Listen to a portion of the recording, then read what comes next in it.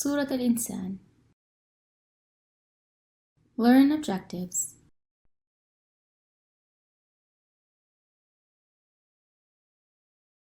Assalamu alaikum wa rahmatullah wa barakatuh, my friends. How are you? It's great to see you again. Today our lesson will be about Surah Al-Insan. Let's begin. Today we'll be learning about Surah Al-Insan. Let's begin by learning how to recite the first part, from verse 1 to verse 4. Well done. Now let's get to know the meaning of some important terms mentioned in this blessed surah. In order to test them means to test their faith. We already showed them the way means that we showed them the path of both guidance and misguidance. After studying the meanings of the noble words, we find that Surah Al-Insan begins with stating the origin and development of mankind. The existence of man came after a long period of Allah's creation of the universe. This means that considerable time passed during which there was nothing noteworthy in this world. Then Allah Almighty created humans, each from a father and a mother, and granted them the ability to hear and see.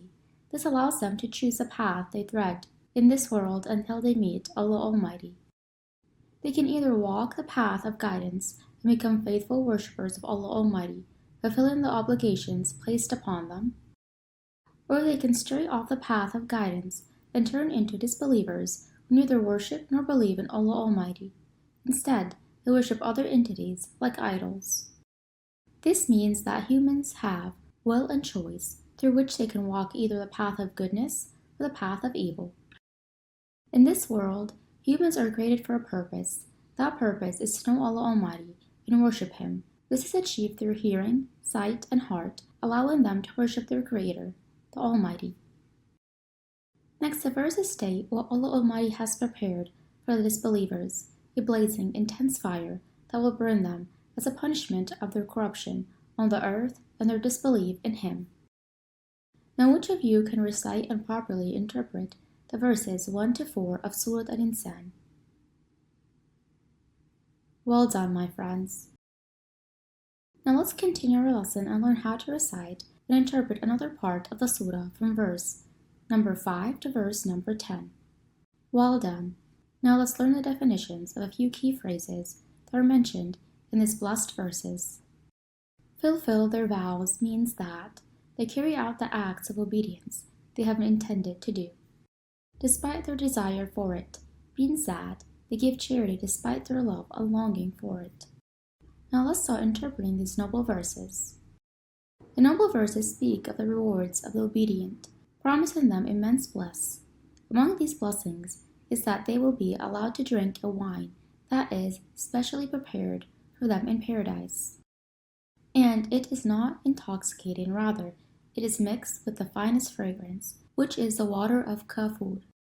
The noble verses also clarify the qualities and actions of these righteous people, those who are obedient and have been promised great rewards, and these qualities are: they fulfill the acts of worship that they have vowed to themselves to perform, and they also fear the severe punishment of Allah on the Day of Judgment.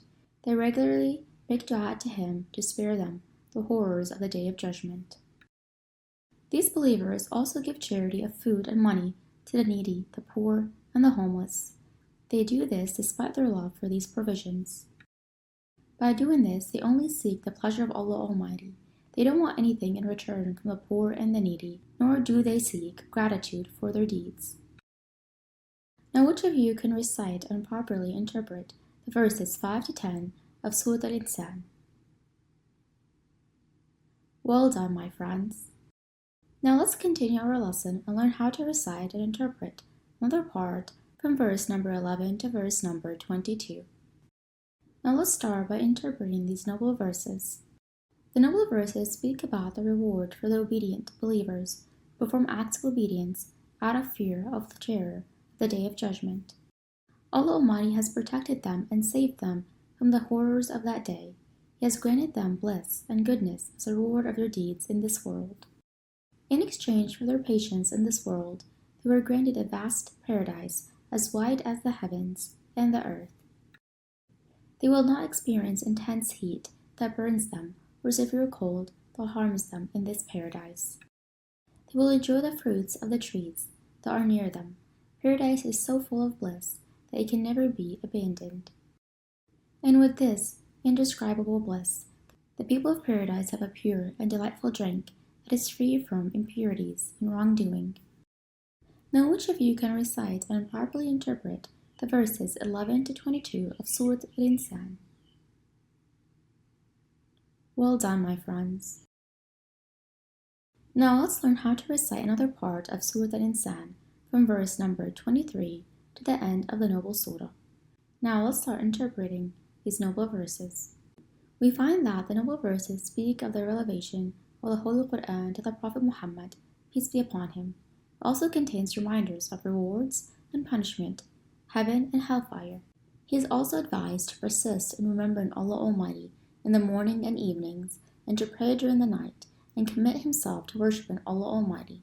Then the noble verses inform us that the polytheists love the material world, and they're preoccupied with it. They neglect the hereafter, showing no concern or effort towards it. The next verses state that Surah Al-Insan is a reminder for those who wish to earn the blessings of the hereafter. These verses also emphasize that human will is subject to the will of Allah, who is all-knowing and wise, and overseeing the affairs of his creation. On the Day of Judgment, Allah Almighty will extend his mercy to those he chooses among his servants, those who are righteous and obedient. Similarly, he will admit whom he wills into hellfire, those who are wrongdoers and sinful. Now, which of you can recite and properly interpret the verses, verse number 23 to verse number 31 of Surah Al-Insan? Well done, my friends. In conclusion, we have learned that humans have the will and choice to either tread the path of goodness or evil. We have also learned that the purpose of human creation was to worship Allah Almighty and to build the earth. Moreover, we have learned that remembering Allah Almighty in the morning and evening and praying at night help humans endure life trials. Lastly, we have learned that everything in the universe occurs by Allah's will. By His mercy, He admits whom He wills among His servants into heaven. By His power, He casts wrongdoers into hellfire. May Allah protect us from it.